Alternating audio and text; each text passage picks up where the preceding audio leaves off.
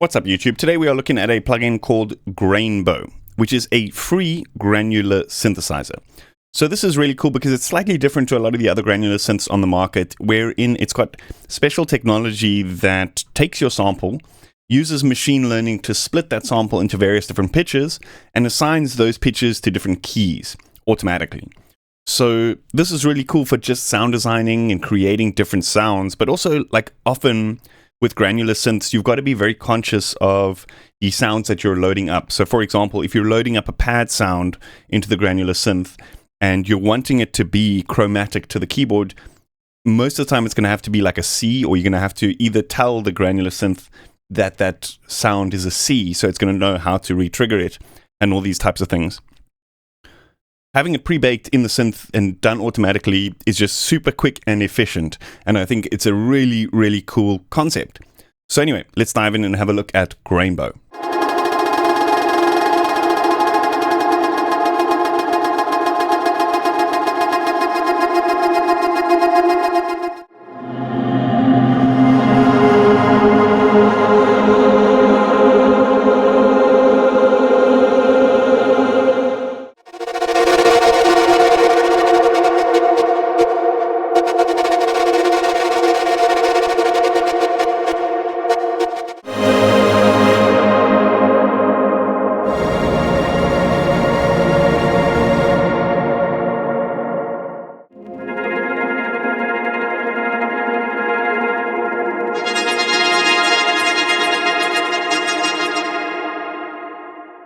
Okay, so the plugin itself is pretty basic. There's no external effects or anything like that.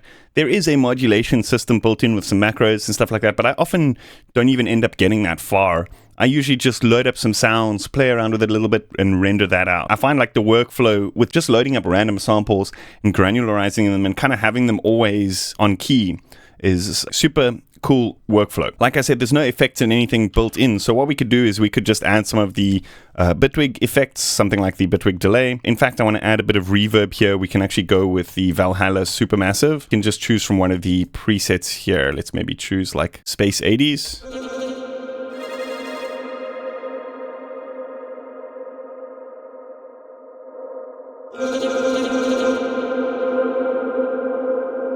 So I've got a sample here. Let me actually play you the sample before we get into it. So this is like the raw sample.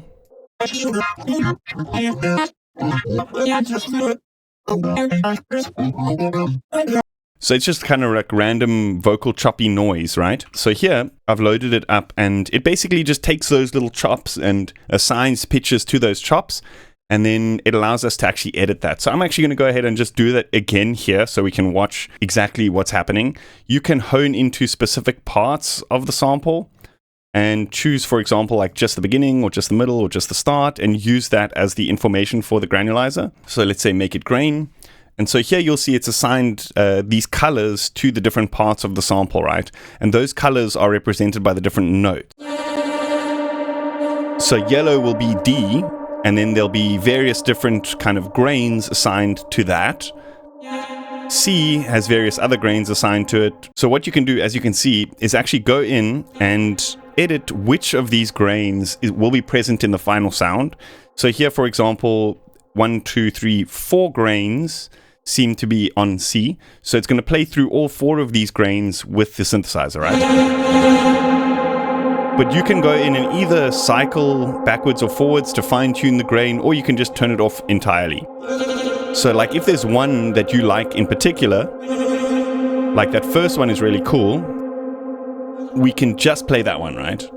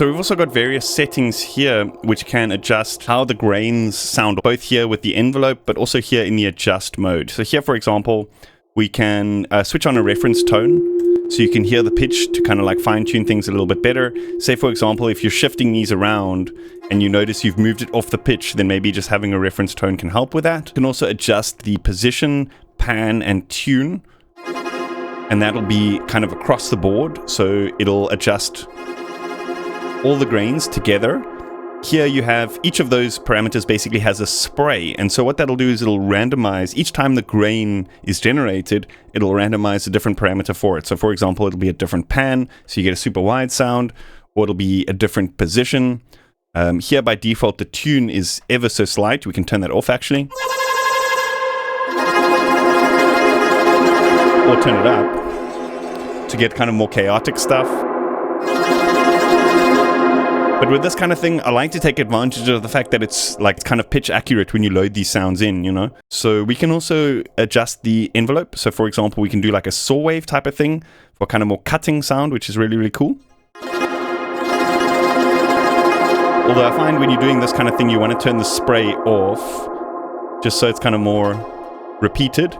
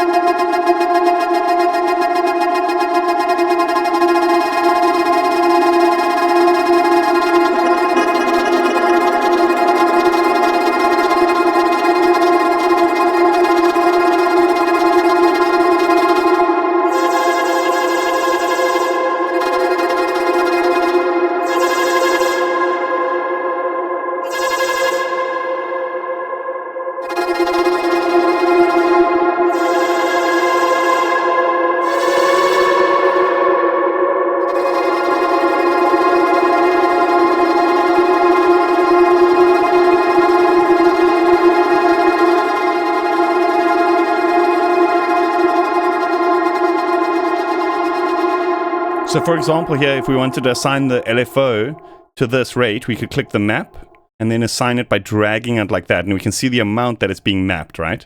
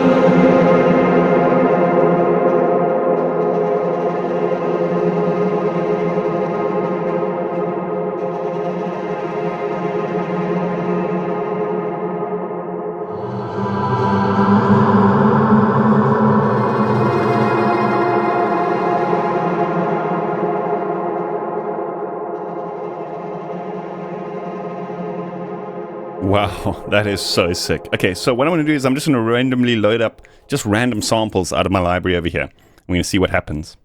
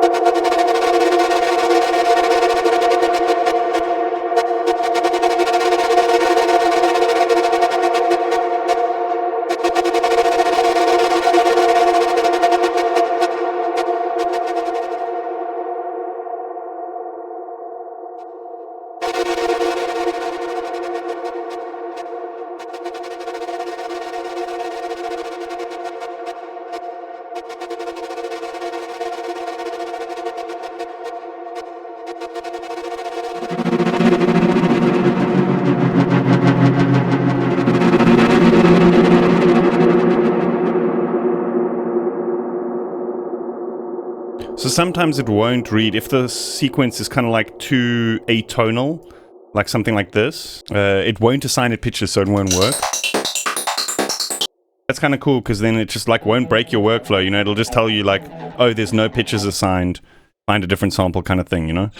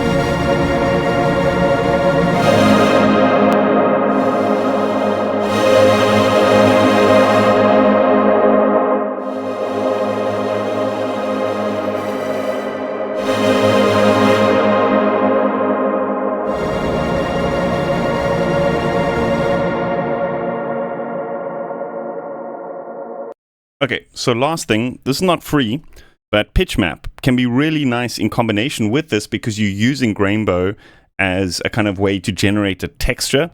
Here, what we want to do though is we want to use the channel filter before pitch map. That way it's not going to kind of get any MIDI information from the trigger. Here, what we can do is we can assign a pitch, let's say pentatonic minor, turn down the electrify, up the purify.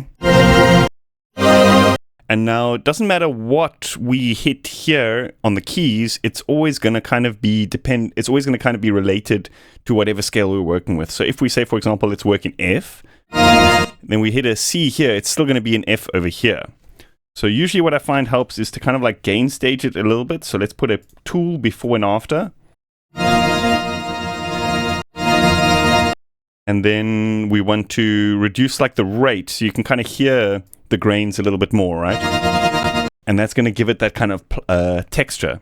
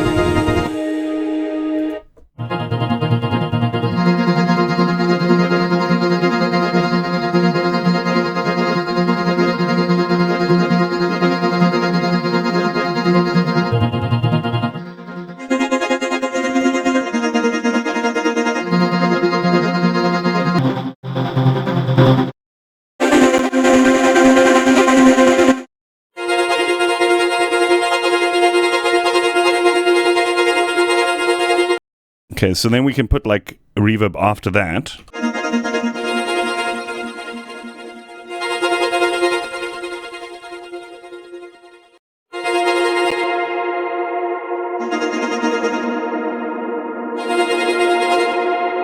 What also helps is to use an EQ before pitch map and then boost the frequency range in the mids somewhere and use that as a kind of like accent. Okay, that's a bit much.